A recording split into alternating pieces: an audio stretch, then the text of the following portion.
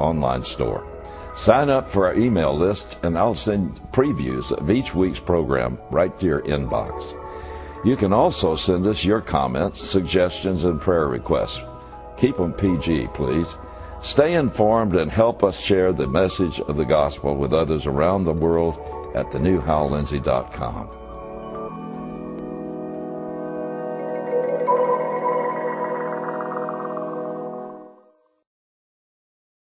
The government of Canada has withdrawn from the race for a non-permanent seat on the United Nations Security Council. After the latest round of voting, it was dead last among the contenders. Canada has been one of the UN's strongest supporters and most reliable members of its global peacekeeping corps. But that and $3 will get you a cup of coffee at the UN commissary. Canada's current Prime Minister, Stephen Harper, is a born-again Christian. He is also a strong and vocal supporter of Israel. Peter Worthington is a Toronto Sun columnist.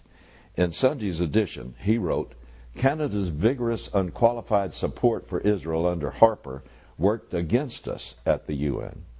Worthington noted the UN's serial hypocrisy, saying the United Nations has long ago abandoned any pretense as a credible and objective peace broker or protector of human rights. Indeed, the colonists wondered why decent countries still pay attention to it. Canada didn't make it onto the latest version of the Security Council, but Lebanon is there. Lebanon is an Iranian puppet state ruled by Hezbollah under instructions from Iran. Iranian President Mahmoud Ahmadinejad recently referred to Lebanon's border with Israel as Iran's southern border. Brazil also has a seat on the Security Council. Brazil has aligned itself with Iran in the nuclear standoff and is conducting nuclear business with Iran and Russia. The fact is that the United Nations has all but been taken over by the Organization of the Islamic Conference, or the OIC, whose 57 members vote as a bloc in the UN General Assembly. Any country that doesn't have the OIC's support has little chance of prevailing at the UN. Israel is permanently disqualified from having any position within the United Nations or sitting on any council. It is a permanent item on the UN's Human Rights Council agenda. The UN has passed 429 resolutions condemning Israel, more than all the other countries in the world combined. Canada is out. Lebanon is in. So there. Don't you feel a lot safer now? Last week, Iranian President Mahmoud Ahmadinejad paid a visit to Iran's satellite state, Lebanon. During that visit, he said that the Israelis are the enemies of humanity and are on their way to annihilation. He made his comments while visiting the border town of Beit Jbeil. Beit Jbeil was the scene of a pitched battle between Hezbollah and the Israeli Defense Forces during the 2006 Lebanon War. It lies within sight of Israel's northern border. Ahmadinejad said from the site that the world should know the Zionists are mortal. Today, the Lebanese nation is alive and is a role model for the regional nations. The world should know that Beit Jbeil is proud and will stand against the Israeli enemy to the end. Ahmadinejad went from there to Qana, the scene of a deliberately staged Hezbollah massacre.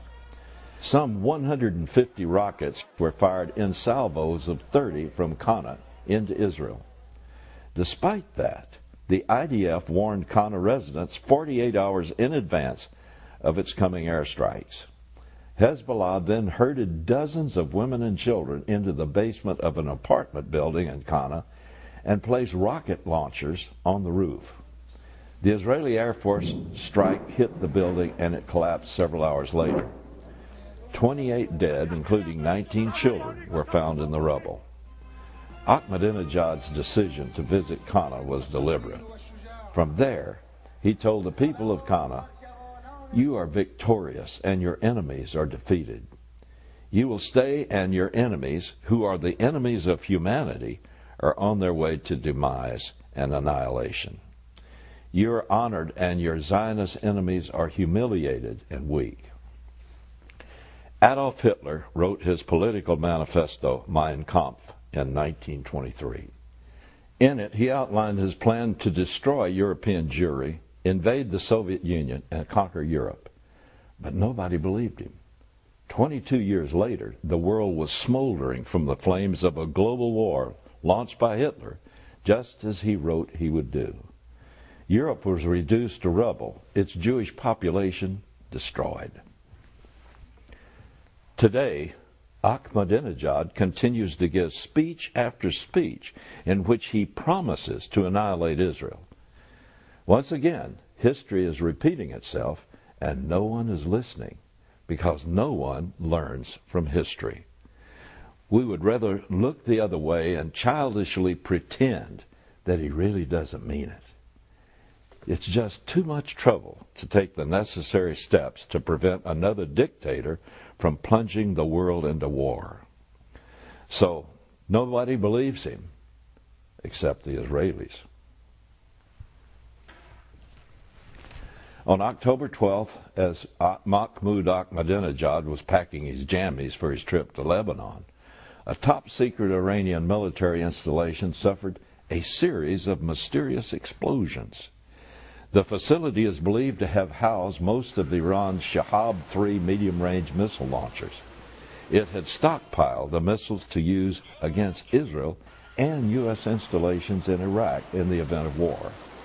Officially, the blasts killed 18 soldiers and wounded 14 others. All were members of the notorious Revolutionary Guard. The explosions occurred on the Imam Ali base in the Zagros Mountains near the town of Karamabad. The area in western Iran was chosen for its altitude and invulnerability to both air and ground attack. The Imam Ali base is one of the largest subterranean missile launching sites in the world. It's not known what triggered the 3 separate explosions that destroyed enough launchers and did enough damage to render the facility unusable.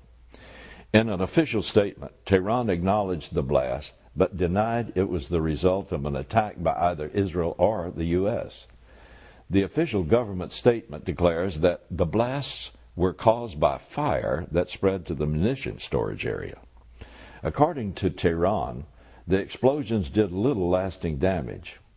In Israel, the Jerusalem Post reported that these explosions did much more damage than Tehran wants to admit. It quoted former National Security Advisor and Iran analyst Raymond Tanter, who served under Ronald Reagan. Professor Tanter says that the blasts were an act of sabotage committed by the Kurds.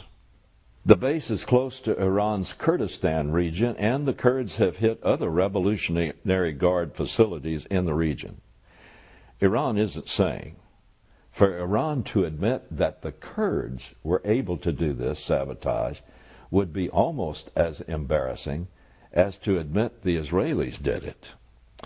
In recent weeks, Iran has been hit harder and sustained a lot more damage than it's prepared to admit.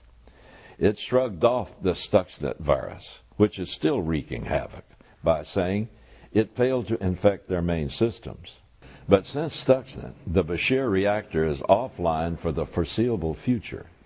It is also dismissing this latest sabotage attack, which most likely destroyed its missile counterstrike capability.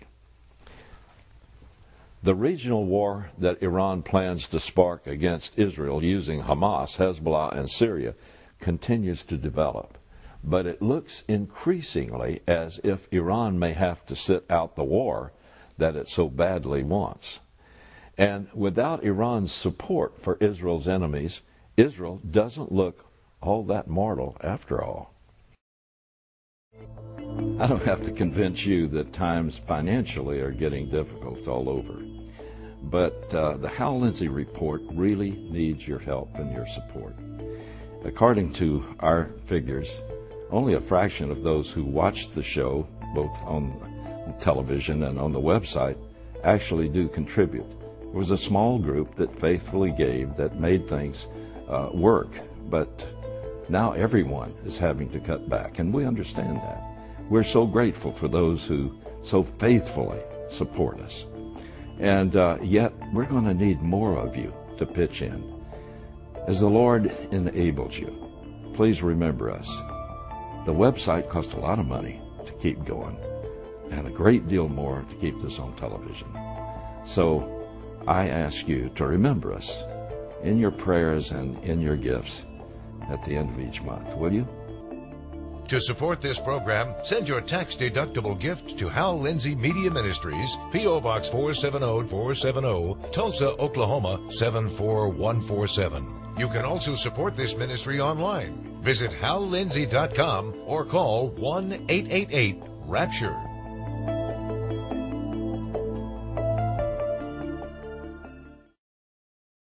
You know, the time has come with all of these signs parting and pointing to the predicted events that would immediately precede the return of Christ for His church.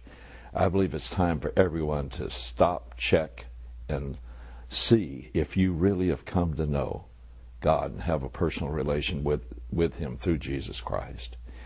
You know, the Bible teaches us that all mankind was separated from relationship with God when man rejected God and went his own way. But you know, Jesus Christ came into the world to die in our place and remove all the barriers that separate us from God that was caused by that rebellion. And now there is absolutely no barrier that stands between you and God, because He's removed them all through Jesus Christ. There's only one barrier that Christ could not die to remove, and that is that you would not receive by choice the gift of pardon that God has paid such an enormous price to give you, the gift of pardon. So right now, just say, Lord Jesus, I thank you that you died for my sins. I receive the gift of pardon right now. Take me into your family and make me what you want me to be. If you did that, you just change your eternal destiny.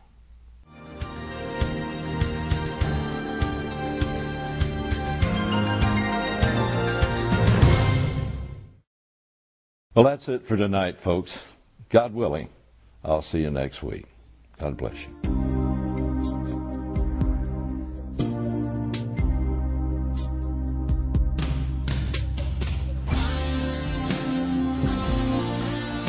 You've been watching the Hal Lindsey Report. To support this program, send your tax-deductible gift to Hal Lindsey Media Ministries, P.O. Box 470470, Tulsa, Oklahoma 74147. You can also support this ministry online. Visit hallindsey.com or call 1-888-RAPTURE.